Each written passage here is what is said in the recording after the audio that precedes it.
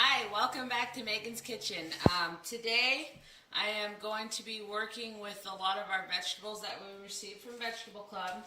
And I just wanted to say sorry that I haven't been on here for a while, but we had some issues with the frost, the big freeze that hit Humboldt, and also the two holidays that fell on Veggie Club week. So I'm sorry I haven't been on here, but it's not because I'm not having any recipes. I've been cooking up a storm still.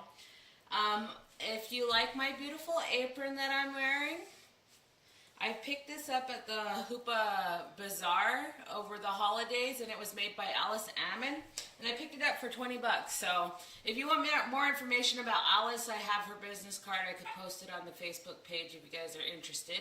But very beautiful handiwork that she does with her sewing, so I really appreciated it. Today I'm going to be utilizing the vegetables that we received in our Veggie Club share from Willow Creek Farms. This is a butternut squash, and what I did with it is I just peeled the outer skin because I'm going to add it to my roast. I have some cabbage, and I have some rutabaga. See, I peeled the outer skin layer of it, and it's just like a potato, this rutabaga. I have a turnip. Again, I peeled the outer skin layer. I have some red potatoes that I got from my food distribution share this month. And I also am going to be using my roast beef that I get from the Hoopa Food Commodities. And what I'm going to do is I also have an onion that I received from Hoopa Food Commodities. I'm going to cut everything up. And I am going to put it in my strainer right here. Now I rinsed all my vegetables and peeled them, so I'm just going to put them in the strainer so that I can put them all together inside the roast that I have going on. Now, these are all root crop vegetables except for the cabbage and the squash. They keep for a very long time. You can keep them in your pantry for about 2 weeks or so. Longer if your pantry is not as hot.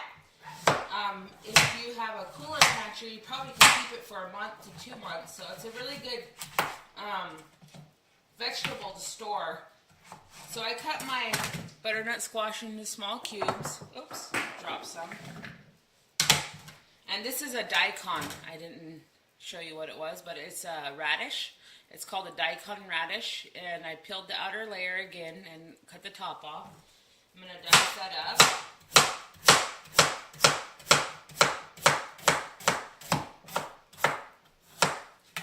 Now this is a little spicy, so if you're not into too hot of stuff, don't add it into your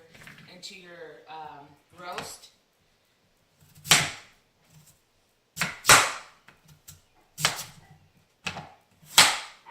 Now this rutabaga is just like a potato. You could do like fried rutabaga, like a fried potato. It's full of definite nutritional values that you're adding to your foods, like vitamin C. I know during our cold season that we're looking for more and more vitamin-enriched foods. So you can utilize your roots for a lot of those vitamins that you need during this cold and flu season. So I'm just throwing this all in here. So I diced that up as well. As you can see, it's starting to make a beautiful amount of colors in there. I'm going to take my turnip. I'm only going to use half my turnip because I don't want to overwhelm and overpower it. I'm going to dice that up.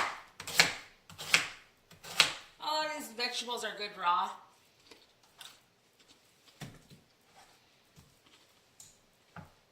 Very good. Now, my red potato, I'm just cubing it up, just like the rest. Putting it all in there.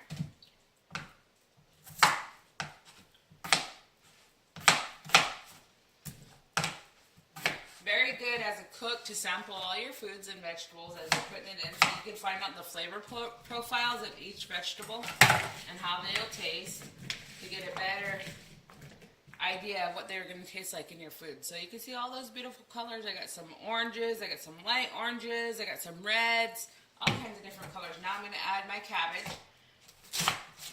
Now I'm going to add add my cabbage, but I want it to kind of sit on top of my roast. So I'm just going to cut it up just like that. Not very much. Just kind of like cut it up in strips because I don't want it to cook too fast because it's going to be in there all day with my roast. I'm going to scoot you on over here. Shed my light over here.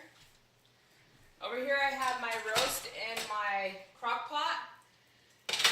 And I put it in there and I add a couple teaspoons of this vegetable oil that I also received in my food commodities.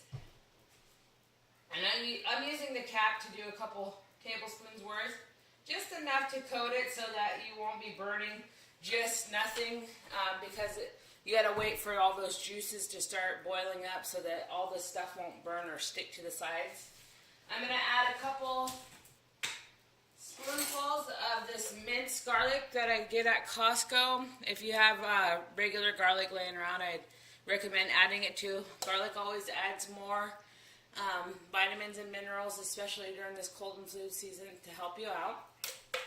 So I'm going to coat the top of it and I spread it over top of my roast. So I put 2 spoonfuls of it in there. And then I am going to add my vegetables.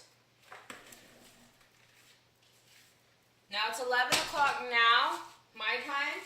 And so by the time this is done, it should be done around 5 o'clock, right in time for dinner. I have my crock pot set on high, and we'll be checking in at dinner. Again, I'd like to thank the programs that help make this possible. I'd like to thank the Hoop Valley Tribe, the Hoopa Food Distribution Program, Klamath Trinity Resource Conservation District, the Food Policy Council. I also like to thank Access Humble. If you are watching this on the Access Humble channels, thanks for the viewers out there. You can also get this on YouTube at Cooking Healthy in Indian Country. I'd also like to say thank you to Alice Ammon for this beautiful apron. Talk to you later. Bye.